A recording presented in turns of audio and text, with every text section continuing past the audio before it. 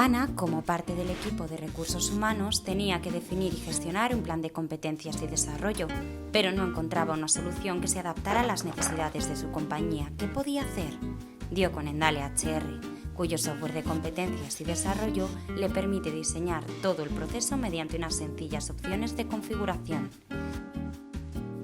Ahora Ana ha diseñado el catálogo de competencias y habilidades. Cada empleado puede realizar su autoevaluación de competencias y solicitar una valoración a colaboradores y superiores. Además, cada profesional puede elaborar su plan de desarrollo y formación junto con su manager, y todo queda registrado en la herramienta.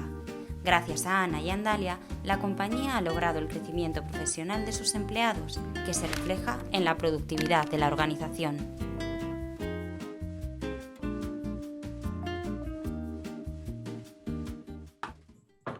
Hola, muy buenos días a todos. Os damos la bienvenida a un día más para tratar temas de recursos humanos.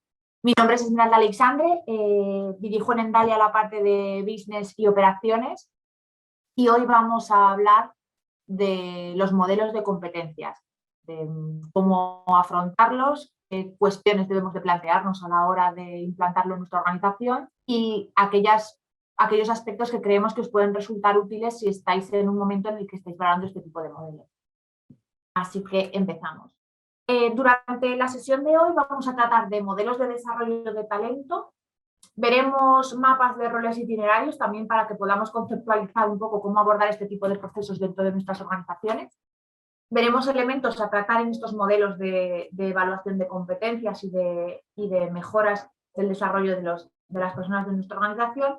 Y finalmente veremos un poco qué tipo de herramientas o qué beneficios nos dan las herramientas de despliegue y de gestión a la hora de desplegar y de transversalizar este tipo de modelos dentro de nuestras organizaciones.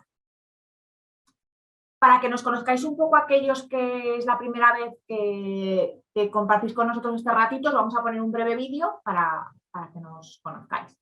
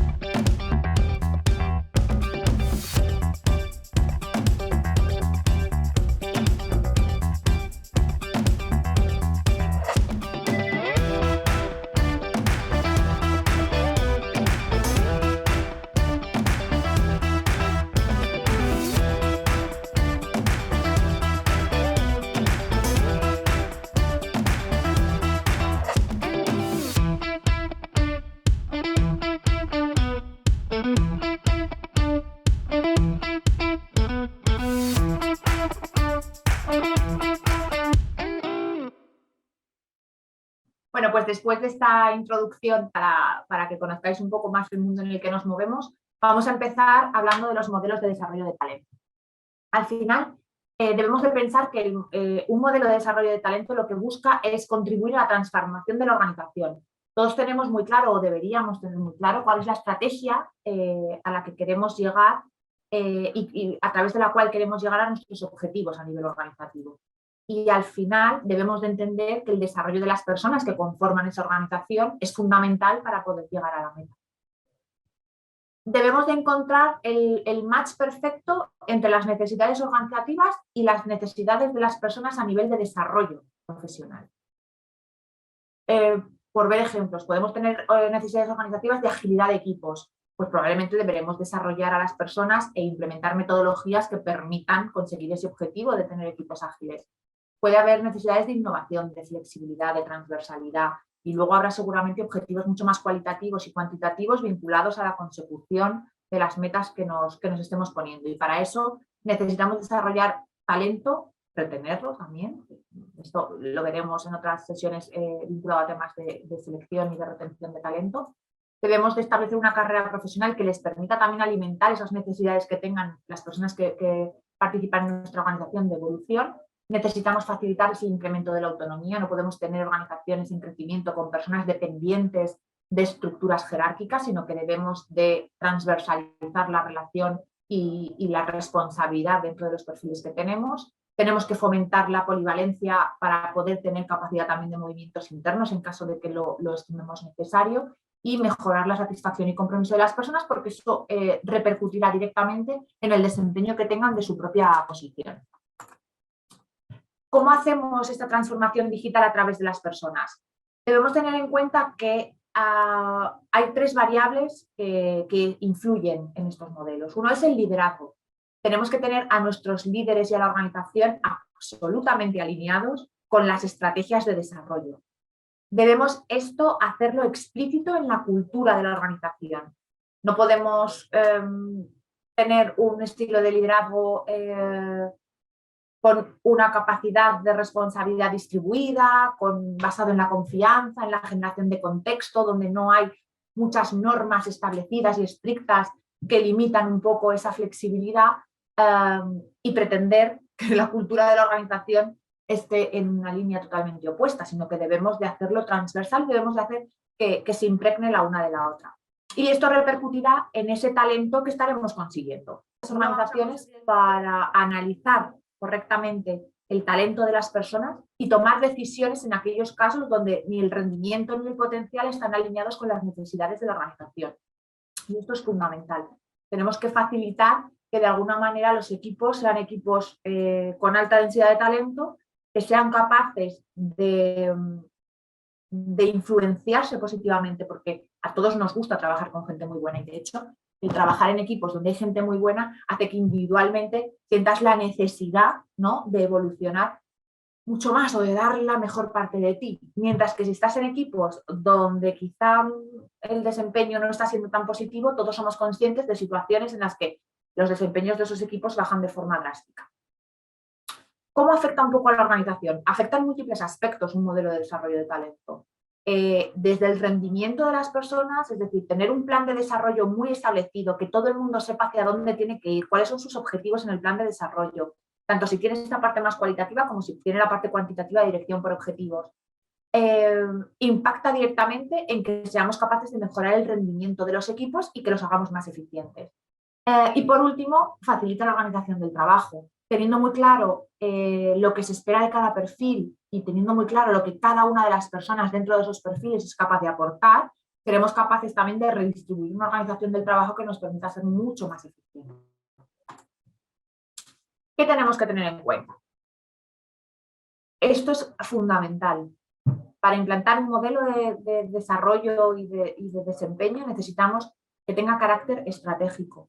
Si la organización no se lo cree y la dirección no se lo cree, no se lo creerá nadie. Luego hablaremos un poco más adelante del descrédito que han tenido muchas veces estos procesos de evaluación dentro de las organizaciones, y muchas veces ha sido fruto del hecho de que los managers tienen mucho volumen de trabajo, con lo cual al desempeño le dedican poco tiempo.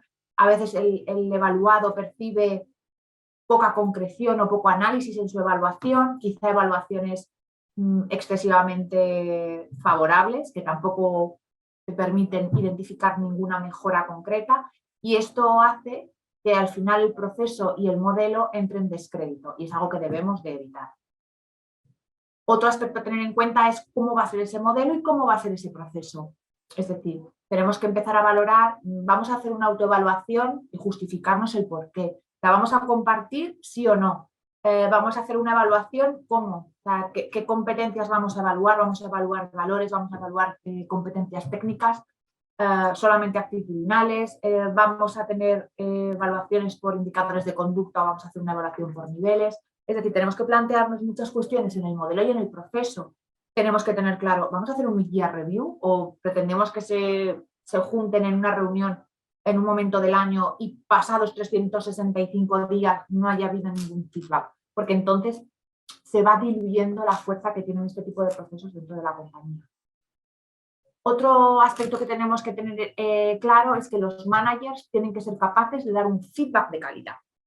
No nos sirve cualquier charla entre manager y colaborador. Necesitamos que el feedback sea de calidad, que afronte retos, que traslade dificultades, que proponga ámbitos de mejora, que establezca cuál tiene que ser el plan, para que la persona realmente sienta que están velando por su desarrollo profesional. Esto hace que el proceso empiece a tener sentido, porque en caso contrario, este sentido carece de valor. Es importante también tener en cuenta el clima y la cultura. Si tenemos en ese momento una cultura muy opaca, donde hay dificultad para afrontar la crítica, donde los managers o los evaluadores no trasladan de forma abierta críticas constructivas con afán de mejora, dificulta este proceso. Tenemos que intentar velar por organizaciones donde la sinceridad sea algo evidente en el día a día, donde podamos trasladar qué cuestiones podrían las personas evolucionar o cambiar en aras de la mejora, y donde eso nos permita ir traccionando hacia una evolución. Otro aspecto importante es controlar y procedimentar la gestión del cambio. Tiene que haber un proceso de comunicación muy bien establecido. Las personas tienen que entender por qué y para qué, de forma que perciban que todo encaja en un sentido global. Que hay una estrategia, que la aterrizamos, que valoramos a las personas, que lo tenemos en cuenta, que identificamos cuál es su plan de desarrollo, que lo aterrizamos en un plan de formación o en un plan de trabajo en proyectos transversales, y que todo eso forma parte de un todo. Y por último, automatizar el proceso. En organizaciones donde ya hay un volumen determinado de personas, estos procesos, hacerlos de una manera manual, pues nosotros nos encontramos en muchos casos pues, organizaciones que lo hacen mediante Excel o intercambio de plantillas de Word, pues al final es un buen punto para empezar, mejor es eso que nada, pero sí que es cierto que a la hora de poder identificar resultados, poder hacer analíticas, tener visiones globales de la compañía, de cómo evolucionamos en matrices de talento, pues lo dificulta. También dificulta un poco pues, las múltiples versiones que podemos tener, el feedback que damos a recursos humanos, bueno, empieza a dificultar el proceso, con lo cual en la medida en la que lo podamos automatizar, también nos facilita el que sea un proceso mucho más llevadero en un día a día donde entendemos que el negocio también requiere la disponibilidad de las personas, pero este proceso debe de ser. Vamos a pasar un poco a ver cómo podemos identificar procesos de roles itinerarios dentro de estos planes de desarrollo y de carrera, ¿sí? Para que también tengamos un poco de visión. Al principio vamos a ir acotando significados, ¿no? por asegurar que hablamos el mismo idioma. Al final, carrera profesional es el conjunto de experiencias, logros y aprendizajes que cada una de las personas acumula a lo largo de su trayectoria profesional en la compañía. Y el itinerario es al final la agrupación de los roles que tienen un propósito común, y la organización permite establecer trayectorias profesionales, ¿no? Trayectorias de desarrollo profesional. Y ahora lo veremos en un mapa que tenemos de ejemplo para que veáis un poco cómo se aterriza. ¿Qué criterios podemos tener a la hora de asignar a roles itinerarios? Pues temas de conocimiento o especialidad, temas de ámbito de gestión. Hay roles con un perfil mucho más de gestión, hay roles con perfiles mucho más técnicos. También podemos tener en cuenta el grado de autonomía o de impacto dentro del negocio. Vamos a ver un poco cómo lo conceptualizamos. Al final, como veis, aquí podemos tener diferentes, es un mapa donde podemos ver que tenemos diferentes evoluciones a nivel de rol, ¿vale? Pues tenemos distintos roles y tenemos distintos itinerarios profesionales. Podemos tener, ¿qué impacto tiene en las políticas? Absoluto, ¿no? Aquí ponemos un poco un ejemplo. Dentro de formación y desarrollo, definición de estos roles itinerarios permite definir planes de formación adecuados para hacer esos cambios, ¿no? Y para que veamos, oye, pues en esta trayectoria que estamos planteando, el plan de formación que tenemos asignado es este. También nos permiten establecer un recorrido dentro de la organización. A nivel de desempeño, pues los modelos de evaluación se ven afectados por estas clasificaciones. Es posible que al final lleguemos a un punto en el que tengamos diferentes perfiles competenciales para los diferentes roles que tenemos dentro de cada uno de los itinerarios, porque quizá no pesa lo mismo la capacidad o una competencia vinculada al liderazgo en un ámbito que en otro. Entonces esto nos permite acotarlo e identificarlo. Establecer rutas de movilidad interna, ¿no? Nos permite establecer cuál es el recorrido que vas a seguir como persona y como profesional dentro de nuestra compañía, imagínate en los próximos 3 años, en los próximos 5 años. sea, ¿cómo nos podemos sentir como equipo de recursos humanos si podemos afrontar una reunión y decirle a una persona, mira, este es el plan que te propongo para los próximos 3 años? A nivel de captación y de retención de talento es brutal. Y también nos permite establecer en esa evolución de itinerario cuál va a ser la evolución salarial que tenga la persona y establecer políticas que nos permitan que no solamente vea cuál va a ser su evolución a nivel de cambio de responsabilidades o asunción de nuevos retos, sino también a nivel salarial cómo vaya evolucionando a lo largo del tiempo. Vamos a entrar ahora a ver un poco los elementos del modelo que vamos a trabajar. Al final, pensad que el 70% de las empresas están reevaluando sus procesos de gestión del desempeño y del desarrollo. Es decir, es un modelo que está en constante análisis. En muchos casos porque lo queremos evolucionar, en otros porque sentimos que no está del todo consolidado dentro de la organización. De manera que aquí tenemos un ámbito brutal de mejora. Y además a esto le añadimos que un porcentaje altísimo de los empleados están obteniendo valoraciones satisfactorias. ¿Esto qué nos hace entender o qué nos hace ver? Que no se está trabajando de forma rigurosa y no se está trabajando bien. Aquí vamos a ver las principales variables del proceso. Al final tendremos que definir a nivel de proceso si va a ser un proceso integrado, no integrado, donde estemos evaluando la parte cuantitativa y cualitativa de objetivos y competencias o lo estemos evaluando por separado en procesos distintos con finalidades distintas, porque en definitiva la parte de objetivos, de dirección por objetivos, está mucho más vinculada con un proceso de compensación de retribución variable y toda la parte de desempeño, de matriz de potencial, todo lo que tiene que ver un poco con el talento y cómo, la parte más cualitativa de cómo hacen las personas las cosas, está más vinculado con los procesos de revisión salarial y cambios de... Tenemos que identificar o decidir sobre estas posibilidades y luego tener una visión de qué fases y de qué puntos de feedback vamos a tener. Lo que os decía, va a haber una autoevaluación o no, vamos a hacer una fase de plan de desarrollo donde quién va a definir el plan de quién va a ponernos cuáles son los objetivos, cuál es el indicador de consecución, cuáles son aquellas acciones que vamos a desarrollar para ayudar e empujar a que se cumpla el objetivo.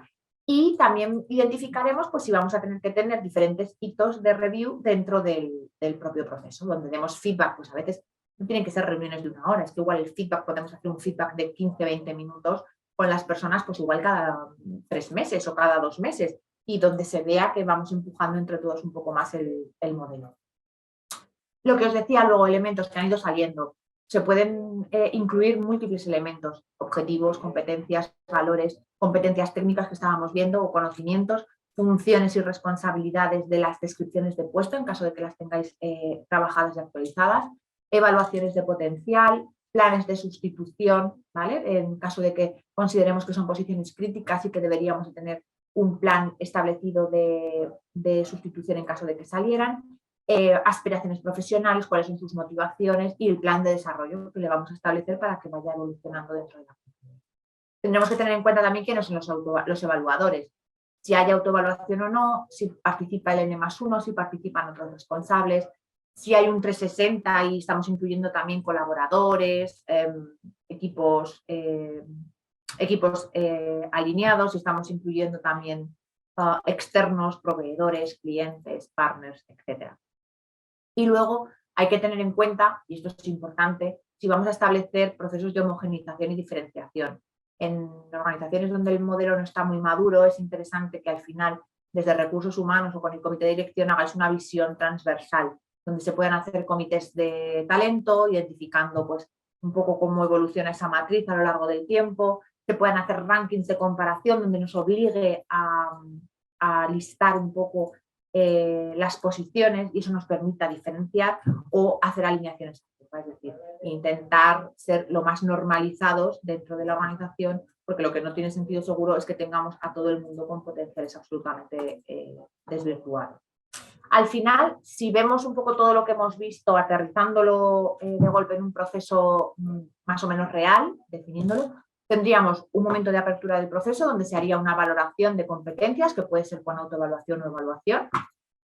Habría una entrevista de feedback donde se pone en común esa evaluación que se han hecho y se conversa sobre qué aspectos podemos mejorar, qué aspectos tenemos favorables y qué aspectos tenemos que desarrollar.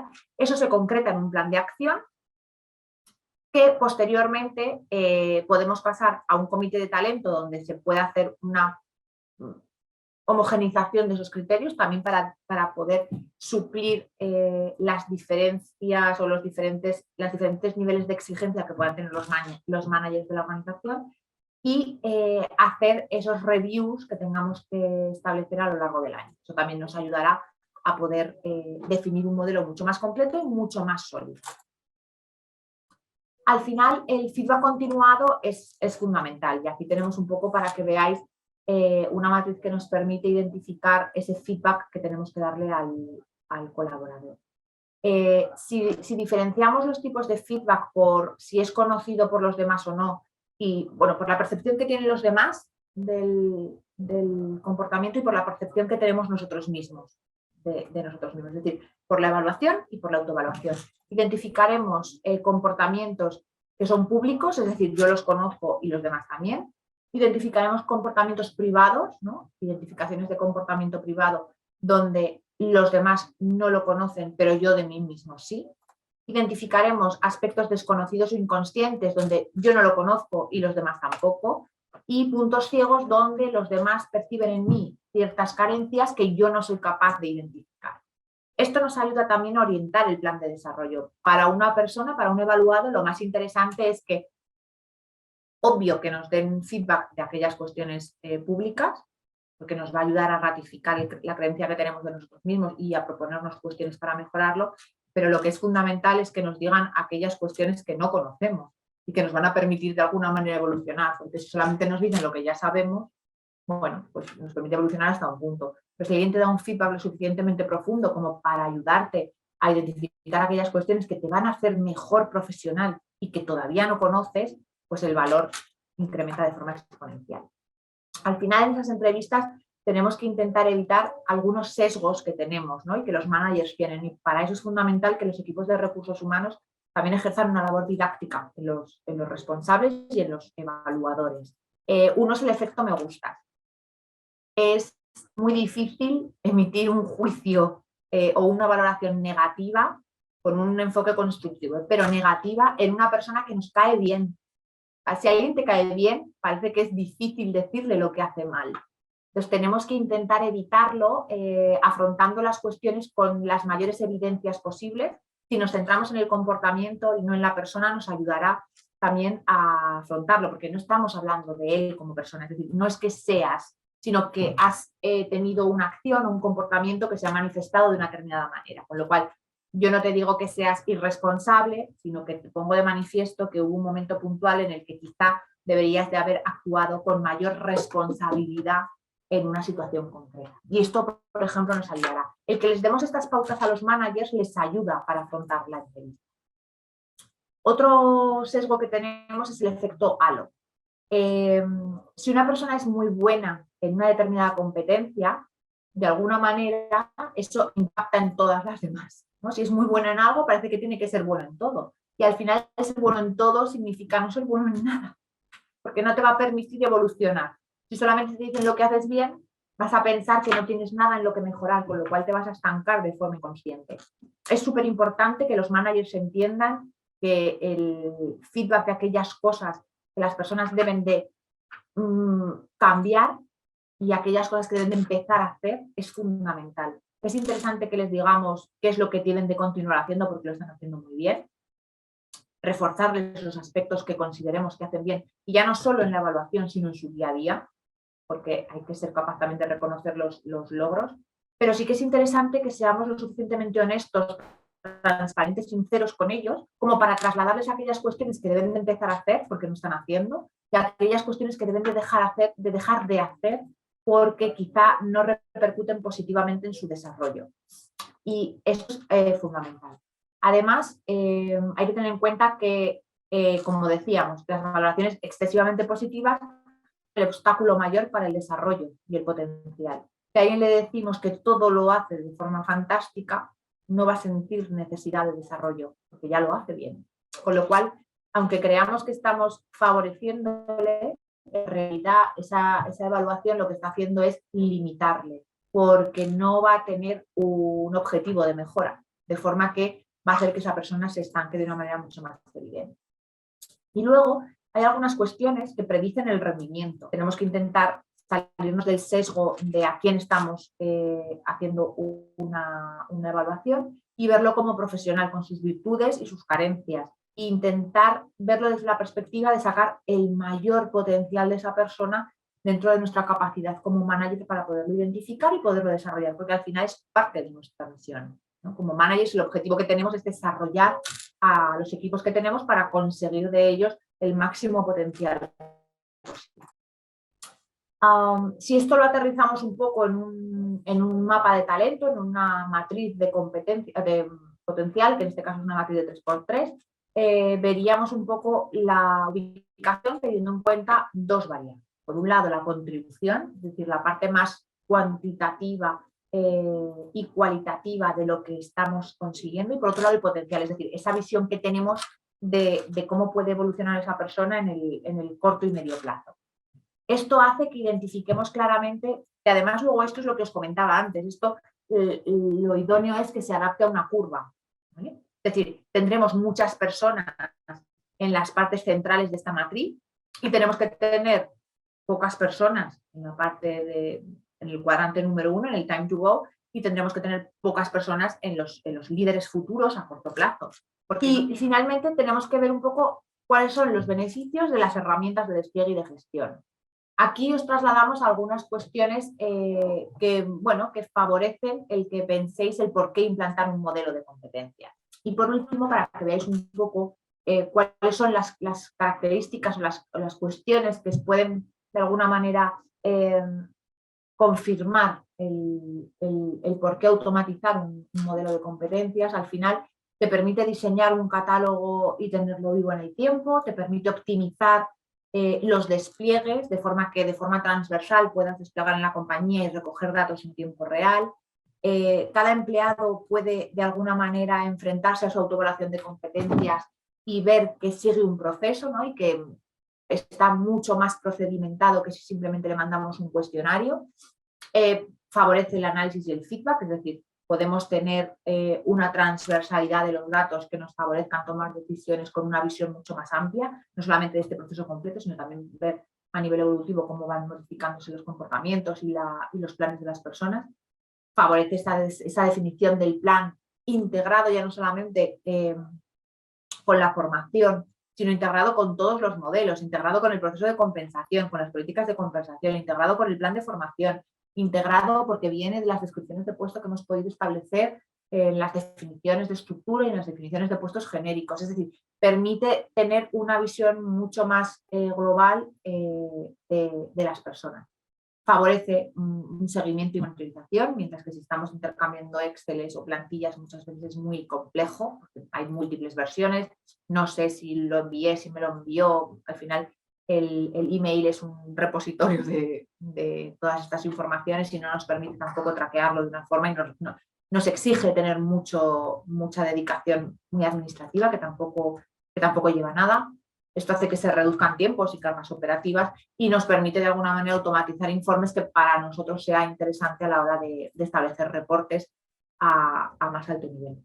De forma que el objetivo de automatizar este y cualquier proceso debe de pasar por eficientar y quitar un poco esa carga administrativa que tampoco fomenta la aportación de valor a esos equipos que realmente tienen que estar trabajando pues, en definir los planes de desarrollo más adecuados para el negocio, en establecer las políticas que nos van a permitir retener talento y no en estar recogiendo Exceles, enviando Exceles, que al final no es una tarea que genere un valor determinado. Y con esto vamos a ver un breve vídeo para que veáis un poco un resumen de algunas de las cosas que hemos visto y, bueno, y conceptualicemos algún aspecto vinculado a competencias. Y ya... En Dalia.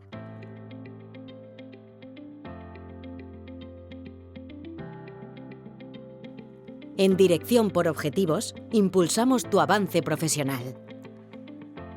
Define metas y alcanza objetivos. Accede a los procesos de evaluación. Observa tus avances y los de tus colaboradores. En Desarrollo, podrás realizar una propuesta con tus expectativas profesionales y establecer un plan de desarrollo.